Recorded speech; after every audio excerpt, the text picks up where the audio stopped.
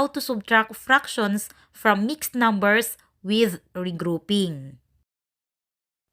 First example, i-minus natin ang 4 and 3/5 minus 4/5. Okay, dito yung fractions ay similar fractions. Magkapareho ang denominators. At dahil magkapareho ang kanilang denominators, pwede kaagad tayong mag-subtract. I-minus lamang natin ang numerators at kopyahin ang common denominator. Okay, tingnan natin ito. 3 minus 4. Cannot be. Dahil ang 4 ay mataas sa 3. Ibig sabihin, itong fraction ng minuend ay mababa sa fraction ng subtrahend. Kaya, itong fraction ng minuend ay manghihiram dito sa whole number. Kapag magre-regroup tayo o magbabaro tayo sa whole number, ang gagawin lamang natin, ang whole number babawasan natin ng 1. So, itong 4, bawasan natin ng 1, magiging 3. Okay. Ngayon, yung 1, ilagay natin dito yung 1 na hiniram natin. Ito yung 1 na hiniram natin. Plus 3/5. Ayan. So, itong 3 plus 1 plus 3/5, ito yung ating minuend. Manghihiram tayo. Ilagay natin yung subtrahend na 4/5. Itong 1 na hiniram natin, gagawin natin itong fraction equal to 1, na ang denominator ay kapareho ng denominator ng ating fraction. Okay, ang denominator natin ay 5. Ayan, 5. So, gagawa tayo ng fraction na 5 ang denominator. Okay, sulat natin dito. 3, yung 3 plus. Okay, gagawa tayo ng fraction na ang denominator ay 5 din. 5. Kasi 5 yung denominators natin dito. So, itong gagawin nating fraction, 5 ang denominator. Ngayon, para maging equal to 1, kailangan 5 din ang numerator. Ayan. Kasi 5 divided by 5 equals 1. So, eto na yung 1 na hiniram natin. Yung 1 na hiniram, ginawang fraction. Eto na siya. Then, ilagay natin dito itong ating fraction na 3/5. Ito yung nanghihiram.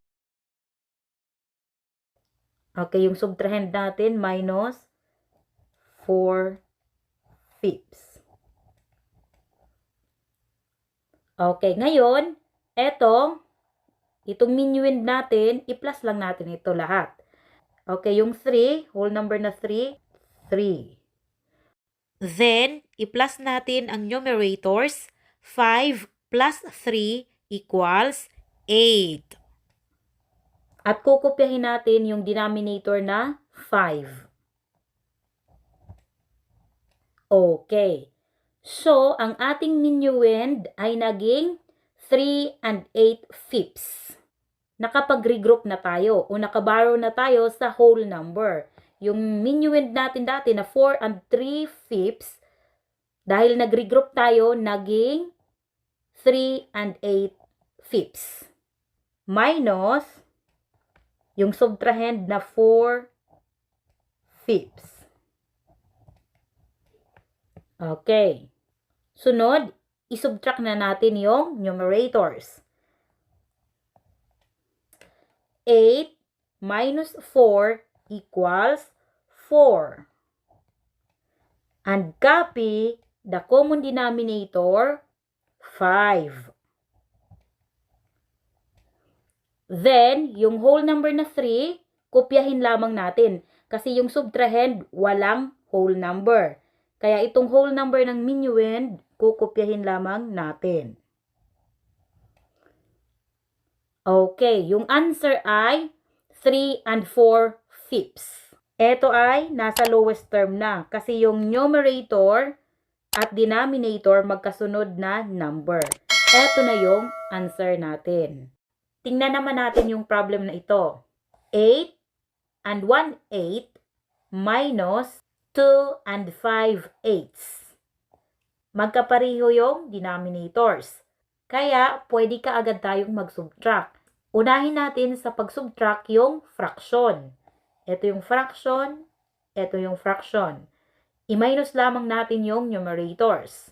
1 minus 5 cannot be.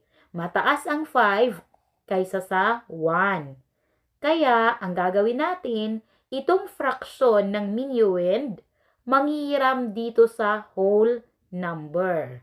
Ngayon naman, ipapakita ko sa inyo yung technique kung paano mabilis makapag-regroup. Paano mabilis tayong makaborrow dito sa whole number na hindi na gaanong mahaba yung ating solusyon. Ang technique ay, babawasan lamang natin ng 1 itong whole number. Okay, so itong 8, kapag binawasan natin yan ng 1, magiging 7. Okay, magiging 7 siya. Ngayon, ang fraction dito, nakasama ng whole number na 7, itong denominator na 8, i-plus lamang natin dito sa numerator na 1 para makuha natin ang bagong numerator. Kapag i-plus natin, 1 plus 8 equals 9. Eto na ngayon yung bagong numerator, 9. Then, kukopyahin lamang natin ang denominator na 8. Etong denominator. Kukopyahin lamang natin yan. Denominator na 8, ayan. Eto na ngayon yung bago nating minuend. Nakapag-regroup na tayo. Yung 8 and 1/8 ay naging 7 and 9/8. Ganito kadali yung pag-borrow o pag-regroup gamit ang technique na ito. Okay, ngayon isulat natin yung subtrahend. Minus 2 and 5/8. Okay, next, i-minus na natin. I-subtract natin yung numerators. 9 minus 5 equals 4. At kukopyahin lamang natin yung common denominator. Itong denominator, 8. Kukopyahin lamang natin yan. Next, isubtract din natin yung whole numbers. 7 minus 2 equals 5. Okay, yung answer ay 5 and 4/8. Itong fraction na 4/8, pwede pang i-reduce sa lowest term. Dahil ang numerator na 4 at denominator na 8 ay meron pang common factor maliban sa 1. Kaya kukunin natin ang kanilang GCF at i-divide sila pareho sa kanilang GCF. Gamitin naman natin ang technique sa pagkuha ng GCF. Titingnan natin yung mataas na number, 8. Ang mataas na number ay 8. Ngayon, titingnan natin kung itong 8 ay pwedeng ma-divide ng mababang number, nitong 4. Pwede bang ma-divide ang 8 ng 4? Pwede. Eksakto yung answer. So, ibig sabihin, ang GCF ng 4 at 8 ay 4. I-divide natin sila pareho sa 4 divided by 4 divided by 4. Okay. Itong whole number na 5, kukopyahin natin yan. 5. At i-divide natin yung numerator. 4 divided by 4 equals 1. I-divide din natin ang denominator. 8 divided by 4 equals 2. So, ang final answer ay 5 and 1/2. Next problem, isubtract naman natin ang 3 and 4/9 minus 5/6. Yung denominators ay magkaiba. Kaya, ang una natin gagawin, kukunin natin ang LCD para ma-change natin yung fractions sa similar fractions. o para magawa nating pareho ang kanilang denominators. Okay, kunin natin ang LCM ng 9 at 6 at yon ang gagamitin nating LCD. Kunin natin yung LCD gamit ang continuous division method. 9 and 6. Okay, i-divide natin sila sa kanilang prime factor. Ang 9 at 6 pwedeng ma-divide ng 3. 9 divided by 3 equals 3. 6 divided by 3 equals 2. Itong 2 at 3 pareho na silang prime numbers. Kaya hindi na tayo mag-divide. Ngayon, para makuha natin yung LCD, itong prime divisor na ginamit natin, i-multiply natin dito sa quotients. Okay, 3 times 3 times 2 equals 3 times 3 equals 9. 9 times 2 equals 18. 18 ngayon ang LCD. So, isulat natin. Yung whole number na 3, kopyahin natin. 3. Then, yung LCD, 18 minus LCD, 18. Sunod, i-divide natin itong LCD sa denominator at ang answer ay i-multiply natin sa numerator para makuha natin yung bagong numerator dito. Okay, 18 divided by 9 equals 2. 2 times 4 equals 8. 8 ang numerator dito. At dito naman sa subtrahend, 18 divided by 6 equals 3. 3 times 5 equals 15. 50 naman yung numerator dito sa subtrahend. Okay, similar fractions na. Pareho na yung kanilang denominators. Ngayon, pwede na tayong mag-subtract.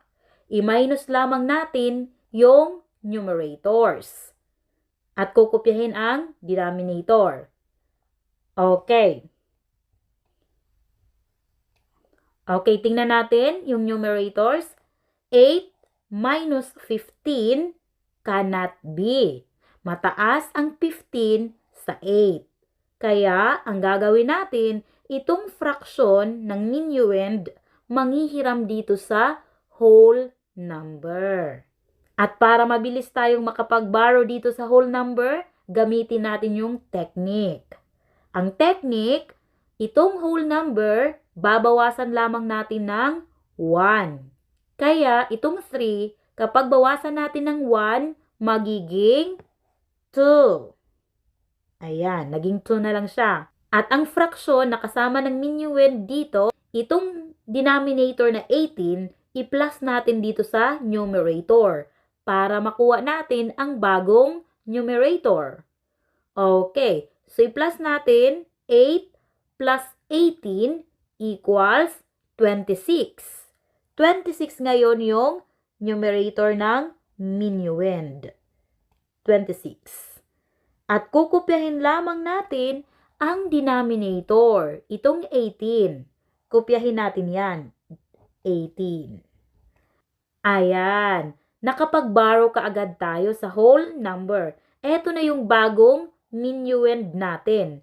Ngayon, isulat natin itong subtrahend. Minus 15 18ths. Sunod, i-minus na natin yung numerators. 26 minus 15 equals 11. At kopyahin lamang natin ang LCD na 18. Next, eto namang whole number. Itong whole number na 2, kukopyahin lamang natin ito dahil wala namang whole number ang subtrahend. So, ang whole number ay 2 pa rin. Okay, ang answer ay 2 and 11 18ths. Eto na yung final answer. Nasa lowest term na ang fraction na 11/8. Last problem, i-minus naman natin ang 9 1/4 minus 6 3/8. Okay, dissimilar fractions pa rin, magkaiba yung denominators. Kaya, ang una nating gagawin, kunin ang LCD at i-change ang fractions sa similar fractions. Ngayon, para mabilis nating makuha yung LCD, tingnan natin yung mataas na number, ang 8. Ang 8 ba, pwedeng ma-divide ng 4? Yes, pwede. Eksakto yung answer. So, ang LCD ng 4 at 8 ay 8. Okay, isulat natin dito. Yung whole number na 9, kopyahin natin. 9. At ang LCD, 8. Minus yung whole number na 6 at LCD, 8. Sunod, i-divide natin ang LCD sa denominator. At ang answer, i-multiply sa numerator para makuha ang bagong numerator. Okay, 8 divided by 4 equals 2. 2 times 1 equals 2. Dito naman sa subtrahend, 8 divided by 8 equals 1. 1 times 3 equals 3. Ayan, similar fractions na. Pareho na yung denominators. Next step is to subtract. Uunahin natin sa pag-minus yung fractions. I-minus lamang natin yung numerators. Okay, tingnan natin. 2 minus 3 cannot be. Mataas ang 3 kaysa sa 2. Kaya, ang gagawin natin, itong fraction manghihiram dito sa whole number. Gamitin natin yung technique para mabilis makaborrow sa whole number. Ang gagawin lamang natin, itong whole number na 9, babawasan natin ng 1. So, magiging 8 na lang ito. Then, itong denominator, i-plus natin dito sa numerator para makuha natin ang bagong numerator. 8 plus 2 equals 10. At kukopyahin lamang natin ang denominator na 8. Okay, naging 8 and 10/8 na yung ating minuend. Naka-regroup na tayo o nakaborrow na tayo dito sa whole number na 9. Kaya, yung fraction ay naging 10/8. Then, isulat natin yung subtrahend na 6 and 3/8. At, i-minus na natin. I-minus natin yung numerators. 10 minus 3 equals 7. And copy the LCD, 8. Then, isubtract din natin yung whole numbers. 8 minus 6 equals 2. Ayan. Ang answer ay 2 and 7/8. Ito na yung final answer. Nasa lowest term na yung fraction dahil yung numerator at denominator ay magkasunod na number. In this video, I'm going to cover how to subtract a fraction from a mixed number. Let's jump into our example where we have 4 and 9/10 minus 3/4. Now the first thing that I'm going to do, I'm going to line this problem up vertically, so up and down. I'll come over to the side and we start with 4 and 9/10 and we subtract 3/4. So you can see that I have my fractions lined up and then the whole number to the left. Once we're lined up, we can subtract the fractions. So 9/10 minus 3/4. But we can't subtract quite yet. We need a common denominator in order to subtract fractions. So our least common denominator is going to be the least common multiple between 10 and 4. You may be able to think what that least common multiple is without writing out the lists of multiples.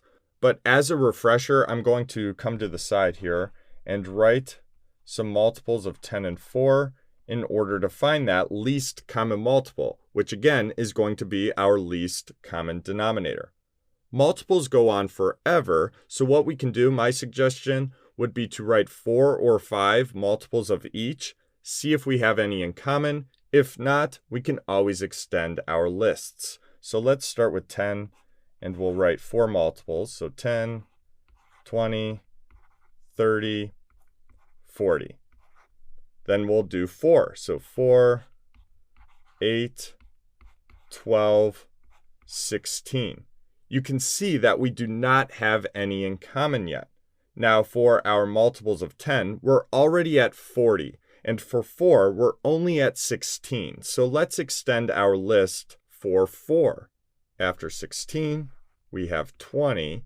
And now we have a least common multiple. Therefore, our least common denominator. So once we have that, we need to rename our fractions with that least common denominator. Let's start by renaming 9/10. So this is going to equal 4 and how many 20ths? So just transfer the whole number over. We're not doing anything to the whole number. We only need to rename the fractional part. So we need to use equivalent fractions here. And think, how do we get 10 to equal 20? Well, 10 times 2 is 20. Now, whatever we do to the bottom, we must do to the top in order to keep this equivalent.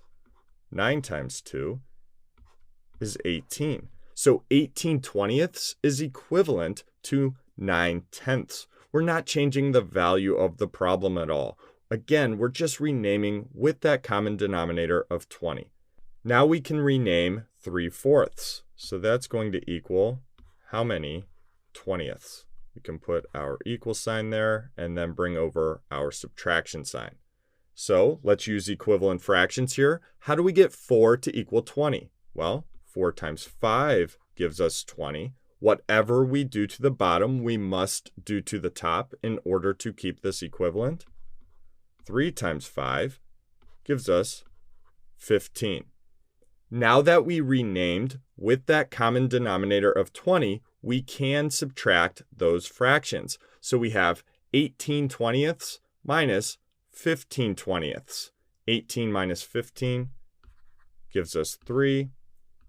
Keep our denominator of 20 the same.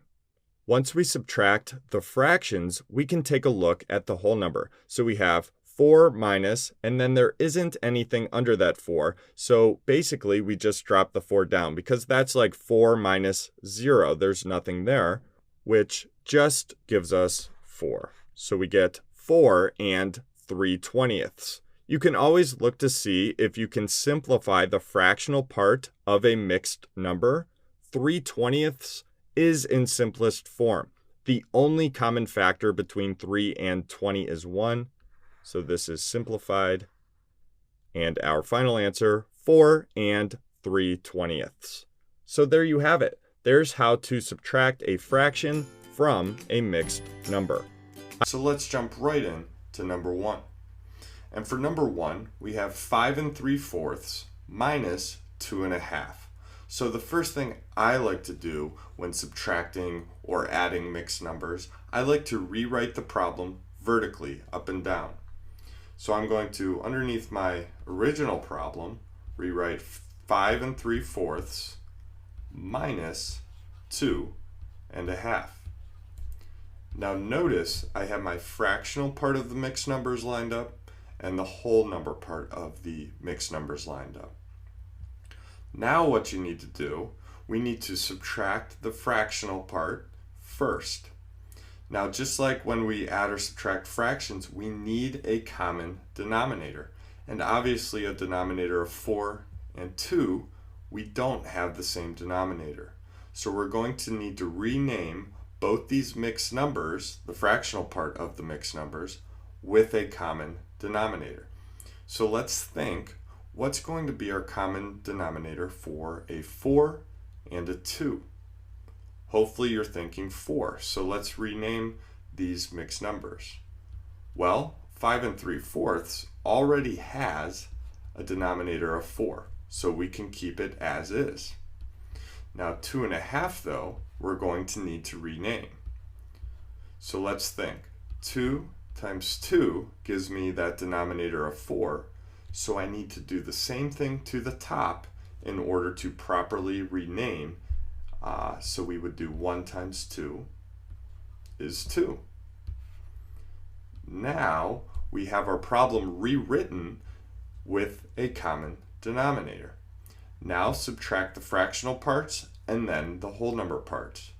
So 3/4 minus 2/4, well, 3 minus 2 is 1.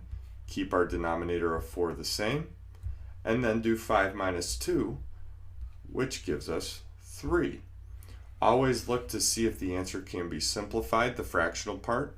1/4 is in lowest terms, so we are done. The solution or answer to number 1 is 3 1/4. Let's take a look at number 2. Let's rewrite the problem vertically, which means up and down.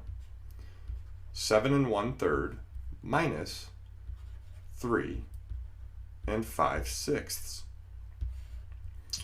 All right, let's do the fractional part first. We do not have a common denominator, so we will need to rename with a common denominator. So a 3 and a 6, let's think. Hopefully we're thinking a common denominator of 6. So 7 and how many sixths? Well, 3 times 2 is 6. 1 times 2 is 2. Minus 3. 5/6 already has a denominator of 6. So there is our rewritten problem. So let's subtract the fractional part. 2/6 minus 5/6. Well, we can't do that because we cannot do 2 minus 5. So just like a whole number subtraction problem, we need to borrow to be able to do the fractional part of this problem. So how you do that with mixed numbers, we're going to borrow 1 from this 7, and it's going to turn to a 6. And we're going to add 1 whole to that 2/6. Now, I'm going to write 1 whole as 6/6, so I can add it to that fractional part. They need a common denominator in order to add that whole there. So again, 6/6 is 1 whole. I just put it with a denominator of 6. So now we have 6 wholes, right? And then 2 plus 6 is 8. Keep my denominator of 6. Subtract 3 5/6. Now we could do 8 minus 5 is 3. Keep my denominator of 6. And then we have 6 minus 3 is 3. Check to see if we can simplify the fractional part, and we can. A common factor between 3 and 6 is 3, so I can divide by 3 to get the fractional part in lowest terms. And this actually turns out to be 3 1/2. That would be our final answer there. So there you have it. There's how you subtract mixed numbers. Rewrite the problem vertically, see if you need a common denominator, rename if you do, then go ahead and subtract the fractional part, then the whole number.